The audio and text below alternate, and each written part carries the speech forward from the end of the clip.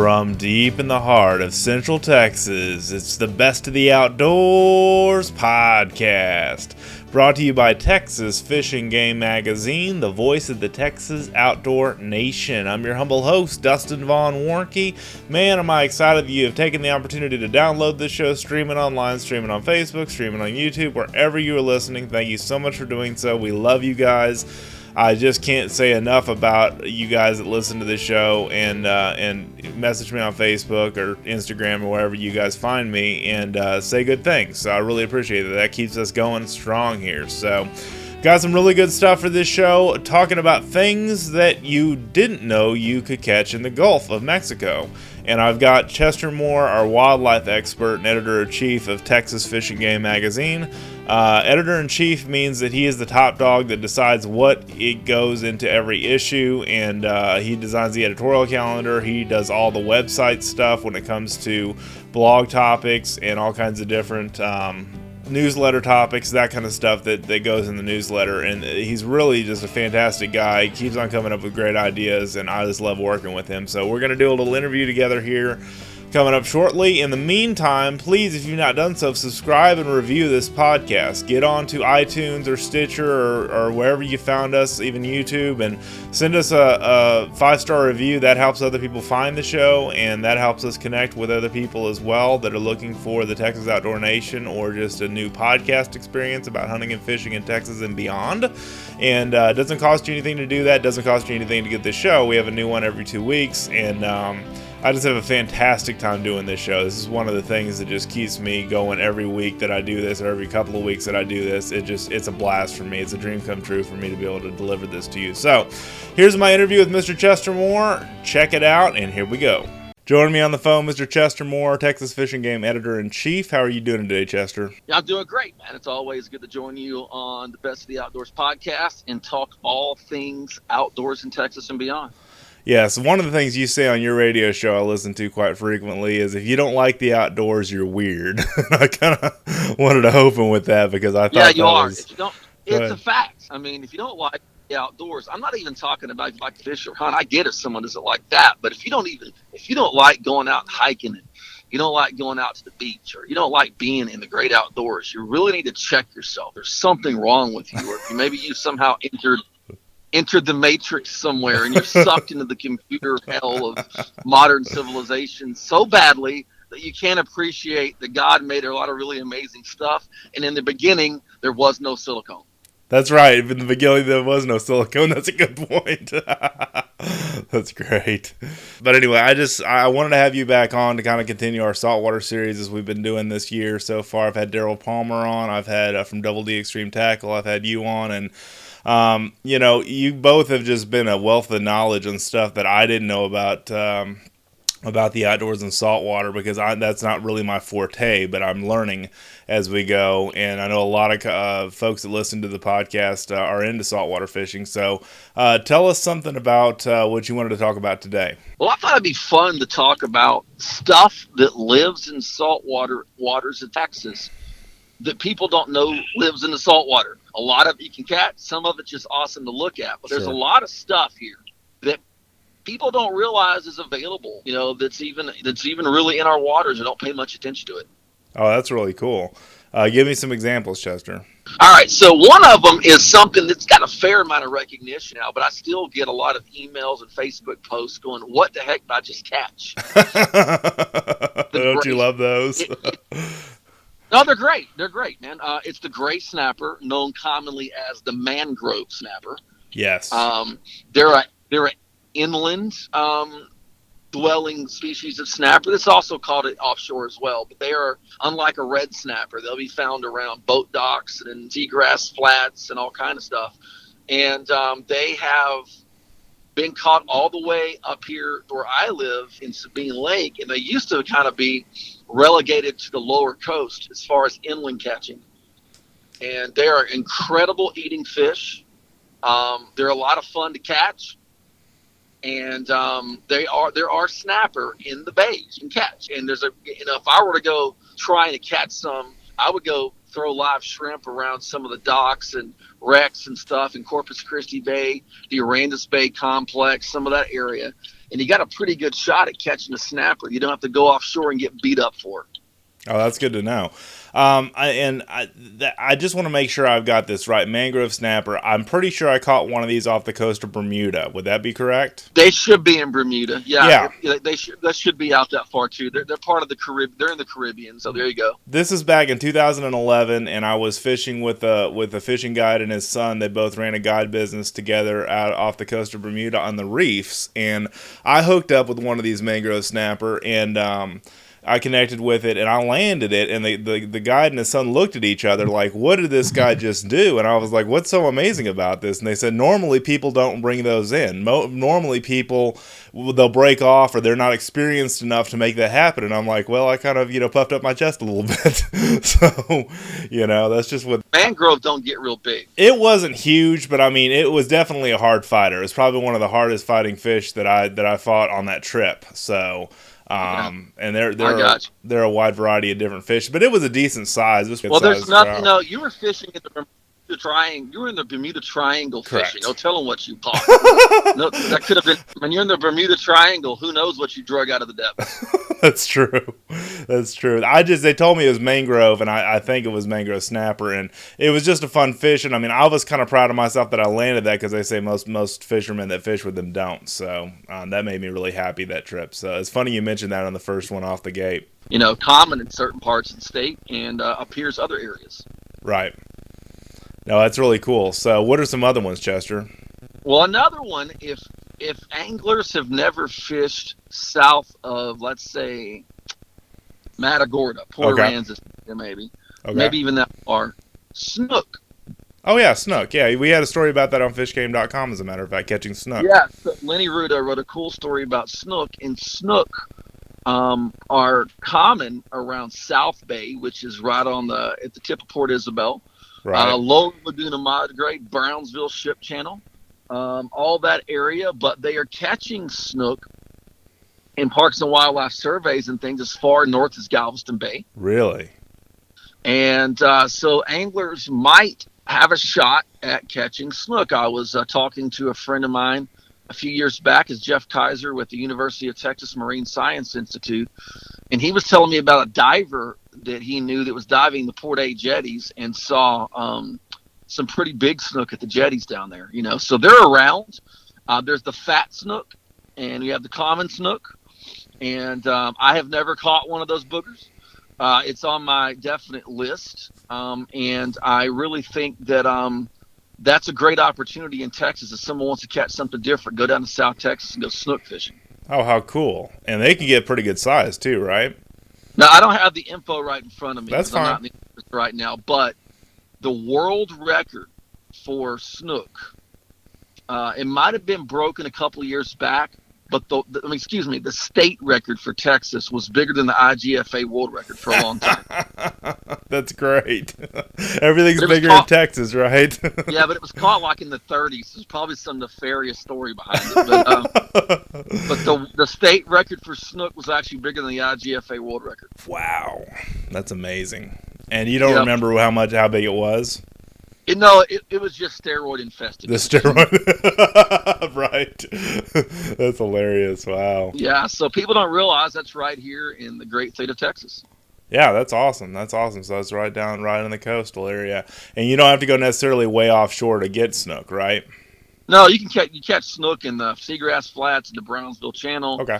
All those areas like that. I was fishing down at a Getaway Adventures Lodge a few times, and I never caught one night, but they would catch sometimes snook around the lights behind the dock at night. Oh, cool. No, that's great. So that's definitely inshore. That's really cool to know. The only big snook I've ever seen was a pretty good size, and probably a 10-pounder, was a few years back, went snorkeling with manatees in the Crystal River in Florida. And at the boat dock, there was about a 10-pound snook. He was about, he was literally, I could have almost reached down and touched him. He was so close to the shore. And I'm like, where is my rod and reel? Why did I leave that at the shore, right, or on the boat? All things, yes. That's quite important. And what are some other thoughts that you had there as far as fish you don't commonly think of catching? Well, one that it's in the magazine this month is alligator garfish, and we're Yes. getting good email response on this. Alligator garfish are known to be a freshwater fish, but they also do really good in saltwater. And Marcus Heflin, our Surfing with Santa cover boy a couple years back, Yes. caught a big gar, like a 5-footer in the McFadden Surf. And I put the word out in the June issue, and I've been getting emails and photos of gar caught in the surf in Texas. So if you're out shark fishing, and you might get a gar instead of a shark, and it's kind of a neat treat with something. And what got me interested in this, when I was a kid, I had a bunch of copies of Texas Parks and Wildlife magazine. Right. And my dad would buy these, and I would save up my coins and go buy magazines at the thrift store, like Texas Parks and Wildlife, National Geographic, Saltwater Sportsman, all that stuff, right? Outdoor Life, Field and Stream, Sports and Field. And they had a Parks and Wildlife magazine. They had an article about Sea Rim State Park, which is, just 30 miles south of me. Right. And it's right on Sabine Pass down there in the surf. And it had like fishing maps. They had like hot areas that said, bull redfish, and it had gar. Right. And I'm going, in the surf? That was really weird. For real. All my surf fishing, and I don't do a whole lot, but I've fished the jetties around there a lot. And I've never seen a gar. But it's funny because they catch gar about 3 miles up the channel, so I know they're around. But you might catch an alligator garfish in the surf. So that's something that people just don't expect. Well, I wrote an article, and you and I could disagree about this because you're more of a wildlife expert than I am, but I wrote an article back in 2014. It's one of the first articles I wrote for the magazine about big fish and garfish and how gar ended up in like lakes like the Lake Livingston, the Trinity River, so on and so forth. And what we found out was that the theory that my bowfishing guide here, Marty McIntyre, has is that they went upstream from the coastal waters in the years when they were impounding those lakes, and they would go up river for spawning, and they'd get trapped in those lakes when they got dammed. Is there any truth to that? Absolutely not, because Okay. they're native to all freshwater systems from the Midwest on down.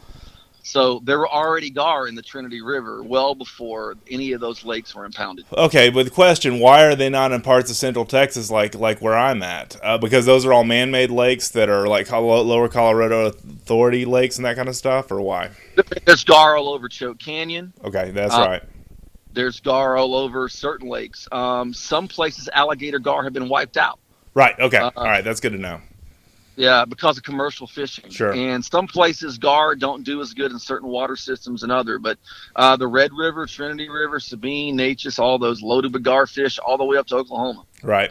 So definitely freshwater lakes there. But saltwater, I have heard about people shooting black gar, bow fishing wise, and I've got an article coming out in July for coastal bow fishing, and I mentioned garfish as one of the target species for bow fishing as well. Yeah, you say black gar? Yeah, black gar. What's a black gar? It's a gar that's black. You never seen one? Oh, okay. Like so you're talking about a color variant. Yeah, color variant gar.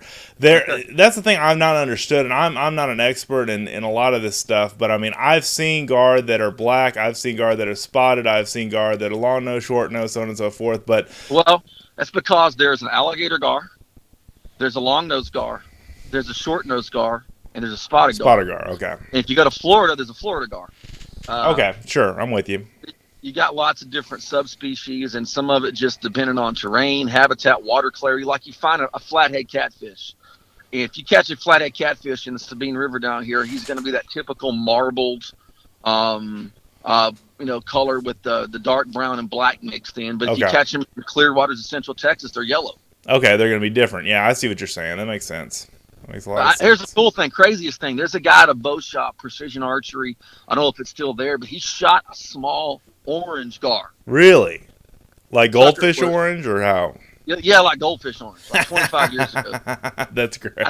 And my memory made me say, I think it was a long nose or a short nose gar. I'm not sure which one was small, but it was an orange garfish. Goodness, I didn't mean to derail the subject on garfish, but I love this. I love this talk because gar just they're prehistoric fish. That every time I do one of my crosswater outfitters fishing trips on Lake Belton in Central Texas, we always end up with a long nose or a short nose gar, and I always go clean it. You and I have talked about on this podcast before. Eating gar is really good. It's fantastic meat. It's great meat. And I grew up gar fishing, man. It's one of the best. Yeah, I know. I mean, so the texture's more like pork. It's not as how do you say it? It's not as fishy as you normally would expect a fish It's would like be. if you've eaten shark, the texture is Okay. exactly like shark. All right. I didn't think about shark because I haven't eaten a lot of shark, but yeah, that's a good point.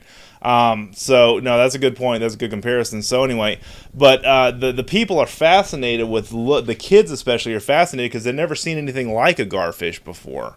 And it's just such a prehistoric fish that looks so different from anything else you'll find in the coastal waters or in fresh waters that it's just so fascinating. I mean, that's what the kids. I just love watching kids be fascinated with something like that's as old as the dinosaurs. You know what I'm saying? Yeah, let me give a conservation thing here. Texas is one of the last states that has a strong alligator gar population. And bow fishermen, shoot your legal one big gar and Yes. don't upgrade and keep shooting them and killing them because you're killing fish that are 30, 40, 50, 60 years old. Right. So let the breeders breed and shoot what you need to eat and leave the rest alone. Yep, I've heard the same thing. Yeah, absolutely. Yep. Yeah. No, I'm very big about that too because the problem is a lot of people will shoot their one and then I've seen pictures of old photos of gar just stacked up. In fact, my dad had a friend that fished Choke Canyon commercially when it was still and this is back in the 90s and these are ancient fish and I mean they were wiped out by a lot of degrees by commercial fishermen, and it's just kind of sad that population they're sold to restaurants from what I understand. Chester, have you heard that as far as the commercial fishery goes? Absolutely. And sold as what? Sold as what? Whitefish or something? They're not sold as gar. All kind of different stuff. Okay, I was just curious. So gar are one of the interesting ones that you'll find sometimes in coastal systems and don't realize that they're actually there. That's great. If you're not used to it, some guy comes from Austin or San Angelo or somewhere, and they go down to fish the beach, think they're going to catch a black-tip shark, and they end up catching a gar. You don't expect that. Still got to watch that mouth. Yeah. So anyway, kind of interesting. But there's a lot of stuff. If you want to talk about the offshore realm of the Gulf of Mexico, I mean, there's just it's kind of one of my big passions to write about is wildlife of the Gulf of Mexico because I call it the Forgotten Sea. Right. If you never see anything about the Gulf on Animal Planet, Discovery Channel, the Travel Channel, none of that stuff unless it's about the BP event, the Deepwater Horizon.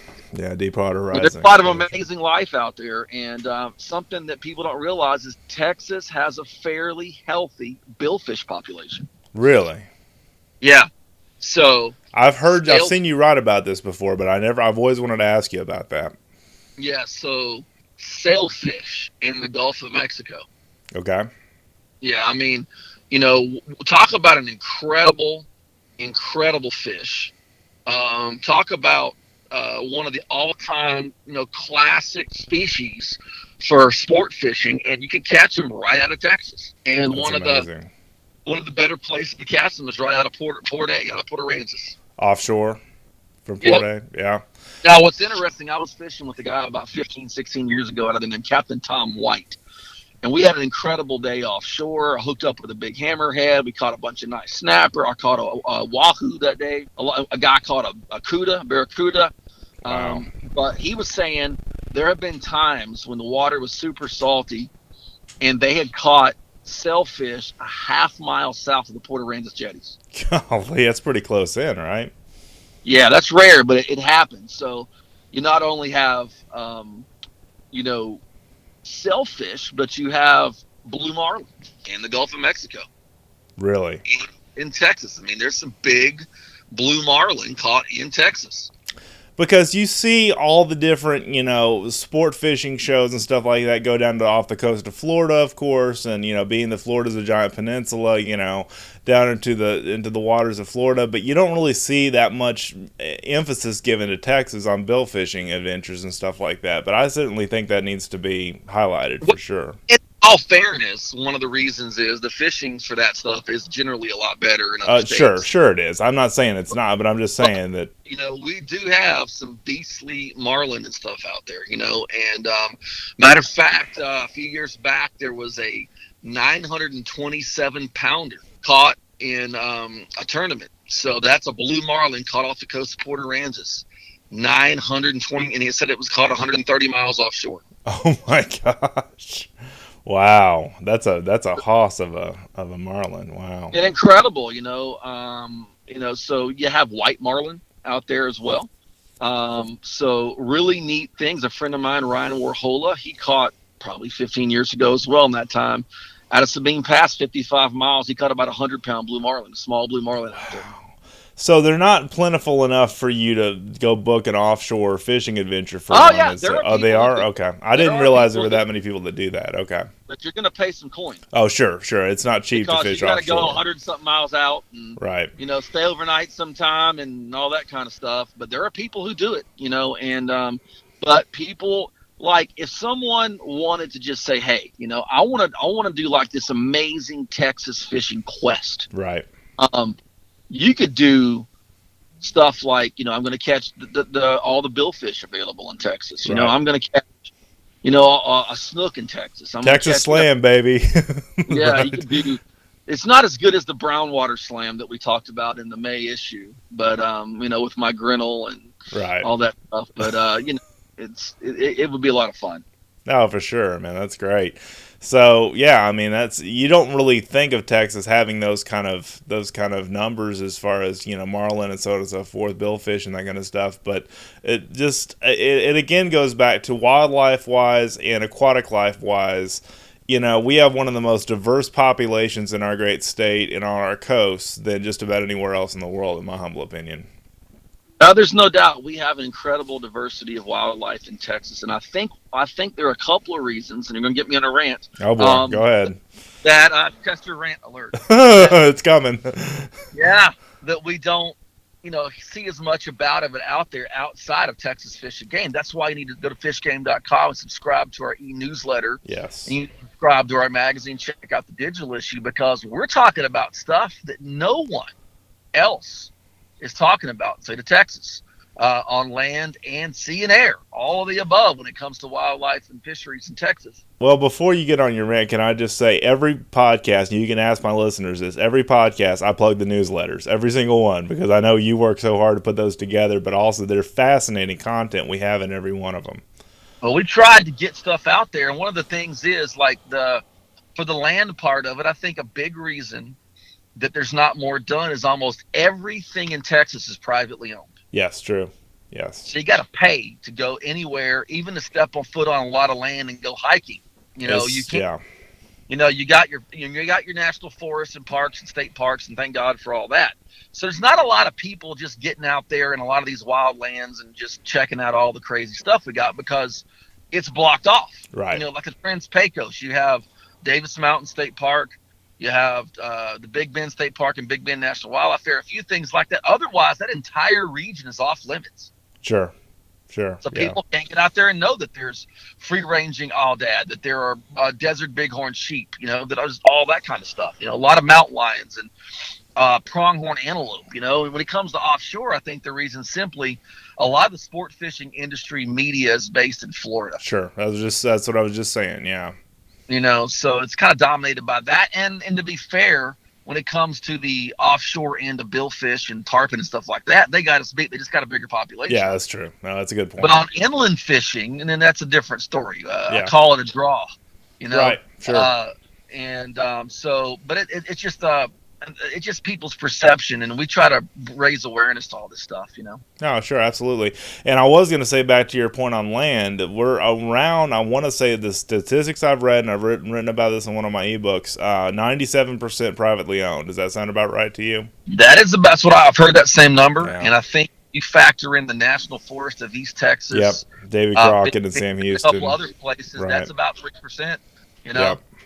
In the state parks and things. So it's that just changed. People don't get to come like they do in Colorado or somewhere and see our wildlife the way you do unless you pay. Unless you pay to play, or you go on a sightseeing tour in the Wahoo Ranch, like I know you've done some stuff like that, or any of these other big King ranches or anything like that that have the sightseeing tours and stuff, which I think is cool to do, but it's not as easily accessible, which is one complaint I guess somebody could have about our state, which I certainly heard online before. Well, the hog issue right there. I mean, I don't tell you how many people contacted us that want to come help us eliminate hogs and said, well, you get ready to eliminate your paycheck. That's right. It's not cheap. Let's save that hog rant for a podcast down the road All because I've right, got a all right. whole other hog rant building. I know. We'll do that on the next one you and I are on it. Go ahead Yeah. with your rant, Chester, on the saltwater stuff. Forgive me. Well, I'm gonna get back to the interesting things that we have in the coastal waters. People don't realize they can go catch and catch. People don't realize in Texas offshore waters, got a couple of decent spots to catch wahoo. Oh, yeah. Uh, Cool. I've caught wahoo. I caught a wahoo about not a real big one, probably 25, 30 pounds out of Port Aransas. There's some huge ones, and they typically come in during the winter season and stuff like that, but they're around in the spring and summer as well, way offshore. And that's a world-class sport fish right here in Texas. I Oh, mean, for it's sure. known, but I don't think people know the depth of how quality some of our tarpon fishing is. Yeah, you wrote about that in one of your articles about when one of our old ad reps back in the day caught one, and y'all couldn't get it into the boat because it was it just fought so hard and it got off. But y'all had hooked up one. Is that correct? The Port A jetty. She was Yes. only when we were throwing out for 30 minutes, and she finally got one to blow up, and that was about it. I bet that's exciting, man. But Boys, I could see him. I saw this weird thing that almost looked like an eel on top of the water. I could see a few of them, and I'm like, "What is that?" I'm like, "Holy crap! That's the top fin of a tarpon." Wow. And then they came up, and you'd see them. They were down there, but they're a quality tarpon from High Island, which is between Galveston and Sabine Pass, all the way down the coast. Got a lot of guys out of Galveston catch tarpon during the July, August, into September. Port Mansfield, that area down there's quite a few tarpon caught. An incredible fish. That's actually on my list of stuff. I've hooked up with a tarpon one time, but I'm gonna do a tarpon and a billfish here soon. That's something I want to do. So if anybody out there wants to take Chester Moore, if you got a good tarpon secret spot, Yes. take me. I want to go catch a big tarpon. But at the Galveston jetties, Sabine jetties. So there's some surprises that anglers can catch out there. No, that's great. And I mean, that's the neat thing about the diversity in Texas is you sometimes never know what you're going to reel in. And that's the one thing that my son and wife want to go to Port Aransas for the this summer, probably in August before school gets started and stuff. And, well, Dad, what could we catch? And I'm just like, man, the sky's kind of the limit, I mean, he wants to catch a shark and he wants to see a shark up close. And I'm like, well, there's a lot of possibilities for a lot of that stuff, isn't there? Absolutely. And the tip on sharks is put a chum slick out that people will think is the Deepwater Horizon oil slick. That's a pretty big chum slick. Dude, you haven't seen mine yet, man. I'll never forget one time. There was a rig that was probably about 2.5 miles southeast of Sabine Jetty, and it was known for its epic speckled trout fishing. Well, me and my cousin and my friend Bill Killian, I've written about, we used to do a lot of fishing together for 5 or 6 years. And we went out to this rig, and a guy that we know named Joe Person, he's called the Jetty Man, he was at the rig wiping up on the trout. Wow. And it was getting to the point where they were catching them just to catch them and release them. They were catching so many of them, Right. And there was only one spot on that rig real good for it. Well, we were headed out shark fishing. We always kept our trout gear in case the water was clear enough to trout around some of those rigs. I said, come on, man, let us hook up that spot. Y'all been here all morning. Oh, yeah, we got a limit.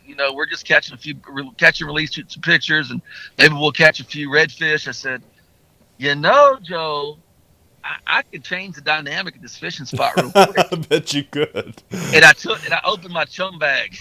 Oh, Lord. and I dripped a little drizzle of chum in the water, and like 20 seconds later, a black tip shark's dorsal fin comes between our spot where okay, man, I get the point. And Joe moved off the spot. We anchored up there, caught quite a few trout, and then we went to the rig right next to it, not too far from it, and tied up. And I had a chum slick that I was with binoculars seeing dorsal fins a half mile away. Golly. Yeah, and I'm like, so if you want to bring in sharks, let them know you're there. Yep. And the thing that's funny about that is that you won't just attract nearby sharks. They get the word out pretty quick, right? Yeah, they get on the little texting mechanism on the water. Exactly. Like, hey, through text, man, there's some food. And then, the thing about that, you bring in redfish. Yep. You bring in stingrays. There's just mackerel, Spanish mackerel, king mackerel, ling, all that stuff will come to chum. So um, You're a wild man, Chester, I gotta say. it's natural and real. I live. Do what? Say that again. I said I live it. I know you do. That's the thing.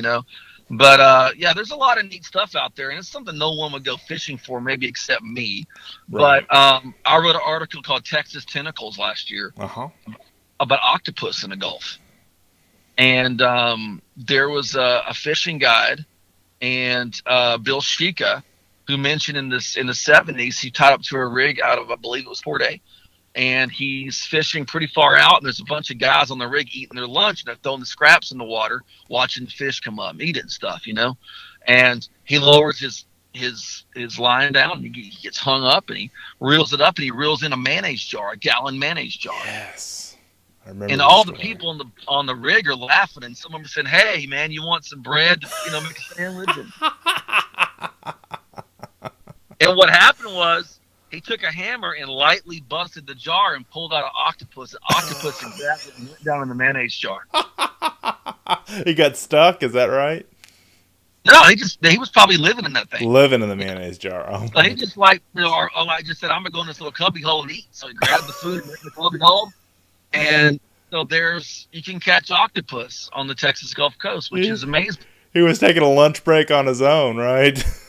Yeah. I think in terms of the coastal outdoor media world, we've gone way too much into, let's notch off that I caught this, and we need to get back a little bit more to Jacques Cousteau. Right. There's so much incredible life and diversity out there, and realize how important that our resources are, and that our forgotten sea, the Gulf of Mexico, has octopus and moray eel. That's something else that gets caught every once in a while. Moray eel. You want a surprise, go out fishing in one of the rigs and think you're going to pull up a snapper and pull up an 8-foot green moray. Right.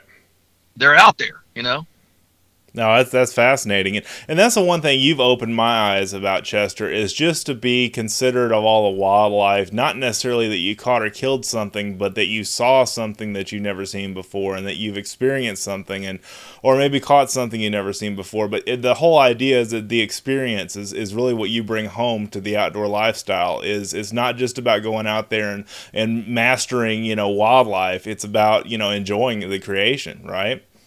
It is, man. God created a lot of amazing stuff. And if you think about it, if you go back to the boat dock and you caught a limited trout, there's a bragging right. People are excited. You share your excitement. Sure. But if you go back to the boat dock and maybe you caught your limited trout, but on that same day you hooked up with a tarpon, or you saw a manatee down in Port Mansfield, the rest of the conversation has nothing to do with your fishing. It has to do with what you encountered. Right. If you're at the deer camp, and you're on the blind and you saw a mountain lion. Yep. Nobody really cares about the big buck you saw all of a sudden. It's exciting that you saw this amazing predator, or the growing number of people encountering black bears in the hill country and Trans-Pecos. Right. So it's a matter of appreciating what we have out there, and if for people who want to preserve the right to hunt, and to a lesser extent the right to fish, which is also, at some level under fire, you need to voice the appreciation and get a deeper appreciation of all of nature.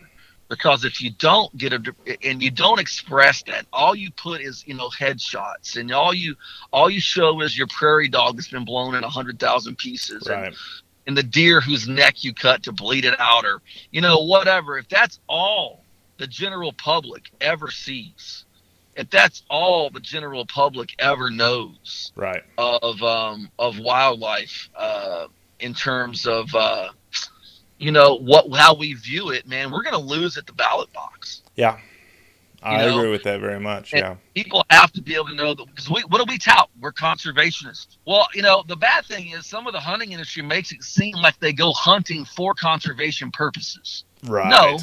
No, we go hunting because you enjoy hunting. Right. But the byproduct and the way you do it legally and within scientific methods is conservation and contributes to it. So, sure. But that rings really hollow if you You went deer hunting, and you show the picture on Facebook of the skunk you road killed purposely on the way out of the blind. Right. Way out of the camp. There's a way you gotta project this and get back to the roots of enjoying the entire outdoors situation. Well, and that's one thing I'm glad you brought this up, because number one, our kids are always watching, and number two, the non-hunting and fishing public is always watching somewhere. Yeah. They're Yep. watching in media, they're watching on, in real life, they're watching on social media, so on and so forth. And so, I mean, it's just about putting the best foot forward out there, because certainly our numbers are dwelling in a lot of cases where kids are finding other things to do instead of the outdoors. And that concerns me with the future of our sport. But I mean, it's just about putting your best foot forward. I guess that's my big point here. Yeah, it is, man. And and most people do a great job. And I'll give this: fishermen do a better job than hunters. Fishermen are a lot more tuned in with that and appreciating the ecosystem. And hunters are getting there. Right. The waterfowl community is great at it. The turkey people are great at it. Yep. But some of the other hunting sector needs to work on it a little bit. Yeah. But there's a lot of great things out there to experience. And going back to the original topic of who'd have thunk you can go to Texas and catch a marlin, or there's a snapper in the bay, and that just shows the incredible biodiversity that we have out there. And you mentioned your son wanting to go down to Port A. Man, I remember when I was a kid, we went down there to Corpus, and we went to Port A and all that while we were down there. And to me, that was like going to the Caribbean or Hawaii, because we couldn't afford that. That was a big deal to us. And I got to see dolphins, and I got to see, we got to see, dudes catching sharks on piers, and we caught some fish, and found sand dollars at South Padre on the beach, and I saw clear blue water, and it stirred my soul, and it made me appreciate things. And I think back to the times I appreciate my dad sitting me on a bucket on the side of the road, and we were happy to catch anything but hardheads. My dad hated hardheads. He's not alone. I was brought up with one disappreciation of nature. Hardheads. Everybody on this podcast listening about saltwater will appreciate that one. And so we'll end with this funny little thought on the fishing part of this. Sure. Anyway, you can ask the questions you have. A guy comes up to me a few years back at one of my seminars and tells me how he appreciates the fact that I talk about sheep's head and black drum and mangrove snapper, and that fishing is not not an ego contest. It should be about enjoyment, And he said, I was on a pier. He said, I got to laugh and tell you this. I was on a pier, and I go up, and this guy's kind of walking out with an ice chest, and he's just beaming. I can't believe we caught all these. Mm-hmm. And I said, hey, buddy, what'd you catch? And he opens it up, and he said, man, we caught about 100 catfish, and the entire ice chest was loaded with hardheads. Good luck cleaning those. and he got all those hardheads, and he was a northern fellow. He didn't know any better, yeah. Had no idea, and I was like, you better watch out for this, because there's actually poison on those bacteria, And so I thought that was kind of funny, but I've eaten hardhead. It tastes good. Yeah. It's just the problem is you got to catch the giant ones to eat them, Right, the decent-sized ones. But even the hardhead can be appreciated by the purists on the Texas coast. Yeah, that's true. That's true. And I mean, I'll never forget the first time I caught one of those. I was like, good, we can keep it. It's a catfish. And my father-in-law's like, no, that's not a regular catfish. That may look like a channel or a blue cat, but it's not. And I'm just like, and I tried to stick a knife in one time, and I was like, this has got to be the hardest fish I've ever cleaned. I don't know if you ever tried to clean one before. Well, I've cleaned them because we did a thing with some scouts. Right. I remember that scouts now. One time, and some guys grilled them. Guys with Legacy Outfitters grilled them, and it tastes good. It's just you got to catch those big ones, yeah. And I don't like messing with them. I've been stuck by one before, and it was literally the worst pain I've ever felt. It's awful. Life. It's awful, yeah. And it was brutal, man. I was about to cry out there. But it was at the jetties. It was rough. My calf swelled up double size. Jeez, that's bad. God, it was horrible. Oh, but you got that. You think about the old the hardhead being such a villainized fish, but you have the gaff top, which tastes really good. Yes. But the problem is a lot of base systems in Texas, several galvas in different areas. There's a warning because of PCBs. Yeah. Toxin in them. But more than that, you're talking about a fish that you see slime come up the line on the line. That's for sure. So I wrote about this probably one of my first few years of writing for Texas Fish and Game when I was saltwater editor. I said we need to start the Gulf Coast Slime Masters You Association. talked about that on our last show. Yeah, I think that's great. Yeah, Way to I mentioned slime. that. You weigh the slime, man. So, but if you go in Texas, man, you can catch a gar and surf possibly. You might catch an octopus in a mayonnaise jar. But then again, you might go out there and catch a sailfish on a weed line or around one of those big floating rigs, or you might hang into a snook down in South Texas. And there's never an end to what the excitement and thrills of what you can catch here on the Texas coast. And I tell people, man, don't buy into the hype. Don't let the naysayers and idiots and little ninnies on the Facebook groups shoot you down because of what you enjoy fishing. Right. The fact is, and whether it's a hard head or you're spoiled, you got to go catch a billfish. Right. Enjoy it, relish the opportunity, because a day in the outdoors in Texas, especially, is always to be celebrated. Absolutely, I agree. And I mean, I think it's weird. I mean, a lot of people look at me funny, but I enjoy catching little piggy perch or whatever, croakers. Croakers are great to eat, by the way. Yeah, I've never eaten one, but I mean, I have fun just catching those off the jetties, and I'm just. Croakers are great. Get a croaker. Here's a trick: you catch a croaker, you have a big rod ready. You put a wide gap hook through his lip, keep him alive, throw it out there. That's a guaranteed bull drum or bull red or sheep's head.